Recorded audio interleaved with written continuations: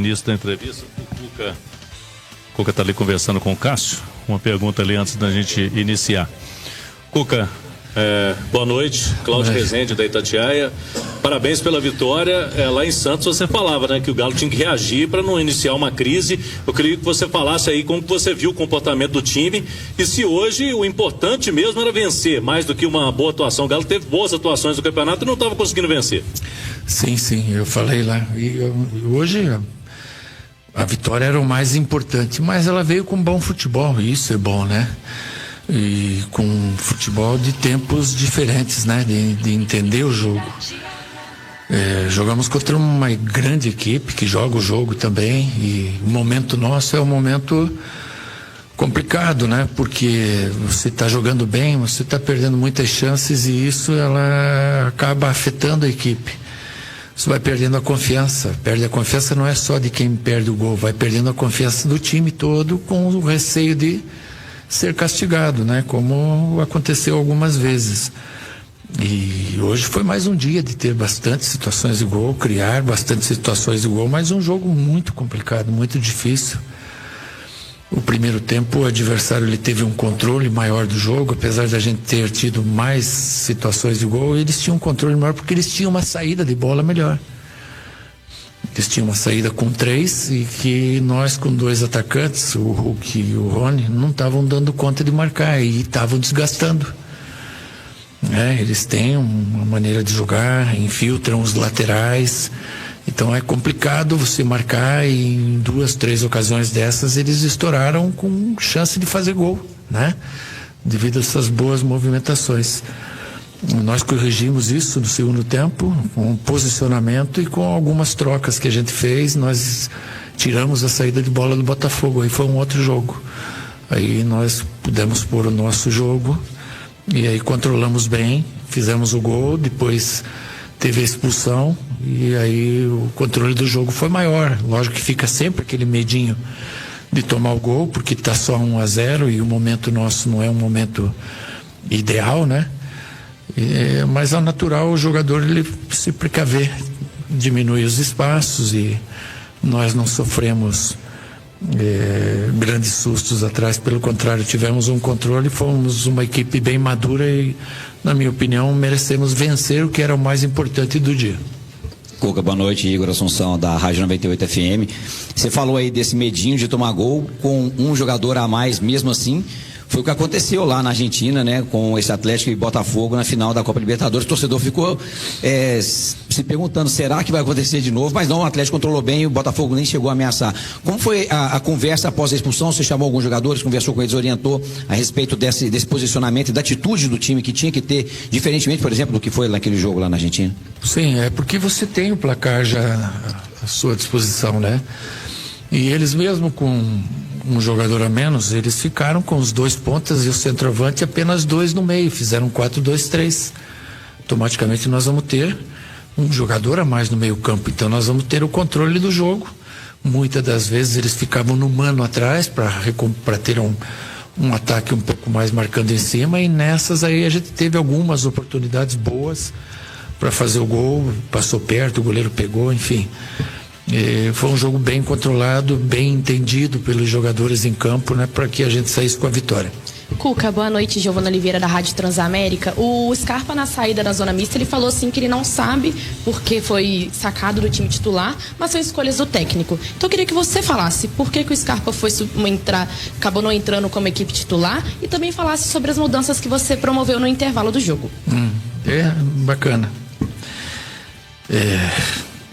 Você está numa batalha, você não pode entrar com todas as armas que você tem já para a batalha. E durante essa batalha você tem que usar outras armas e não ter as armas para usar. Se nós tivéssemos começado com o Scarpa, será que a gente tinha ganho o jogo? Se a gente tivesse começado com o Menino, será que tinha ganho o jogo? Ou será que a utilização deles durante o segundo tempo, onde a gente entendeu que podiam eles fazer a diferença, foi melhor?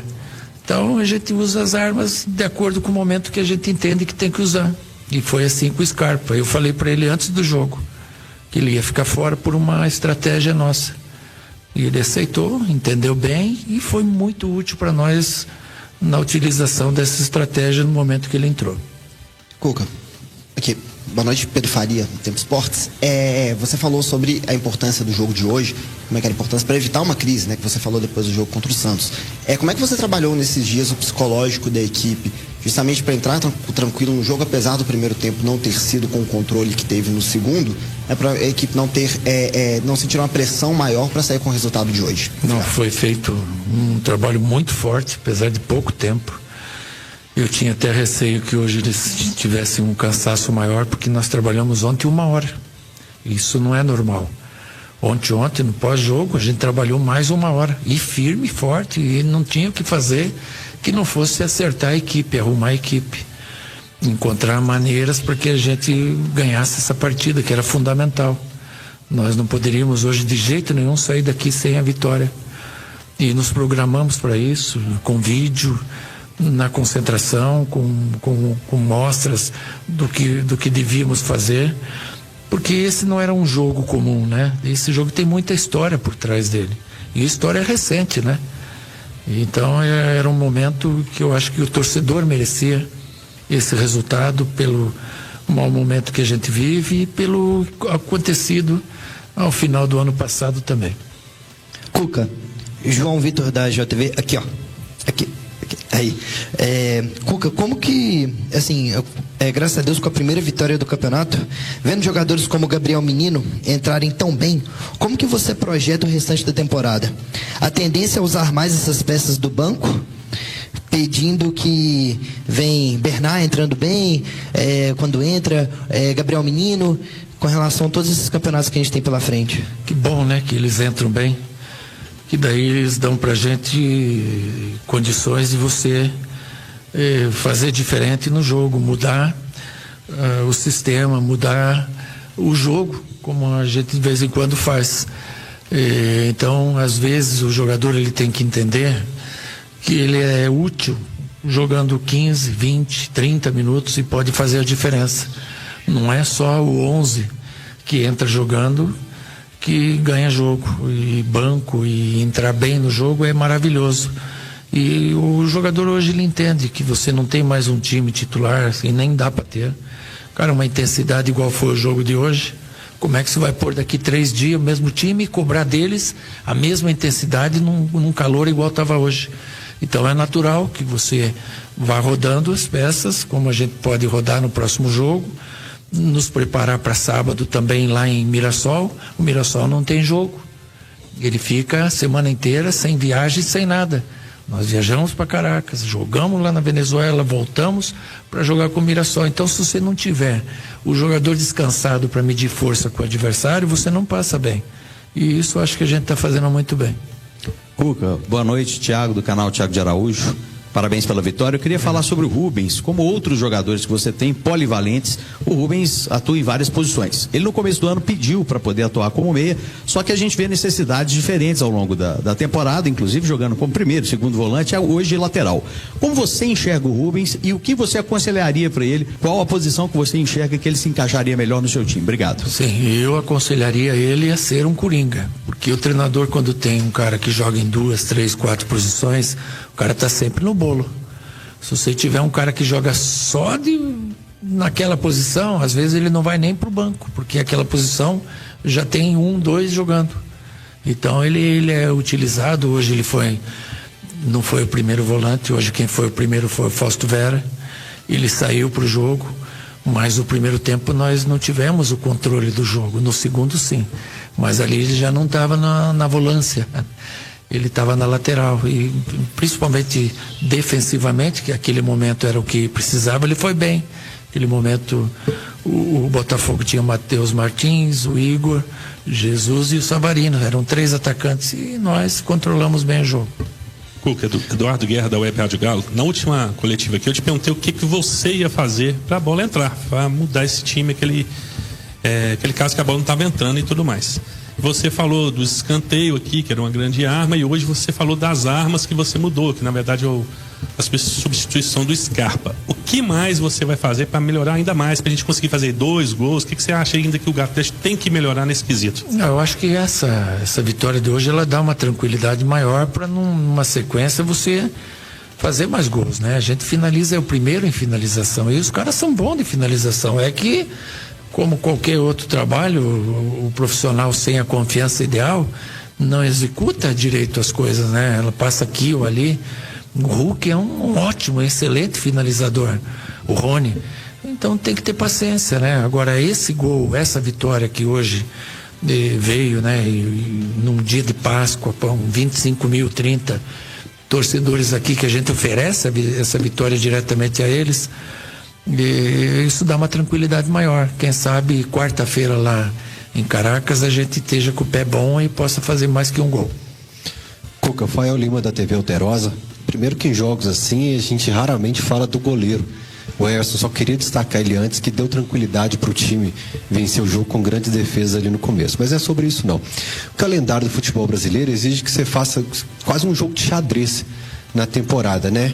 E nas entrelinhas do que você disse aí, a Sul-Americana seria a janela para você trabalhar essas substituições, rodar o elenco, porque nós temos um atacante de 38 que faz 39 em julho. O Scarpa, no passado, saiu de um calendário de 30 jogos para um de mais de 60 e sente muito no fim do ano. E a Copa do Brasil é mata-mata. No brasileiro, a gente vem numa tabela de recuperação agora.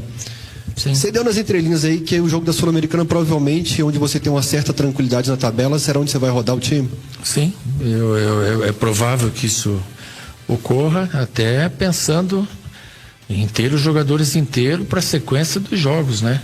O Scarpa, por exemplo, não vai nem viajar. Ele tem o parto da mulher marcado para segunda, ele vai ficar para acompanhar, foi um pedido dele, a gente tem que entender, e já estava combinado com ele isso.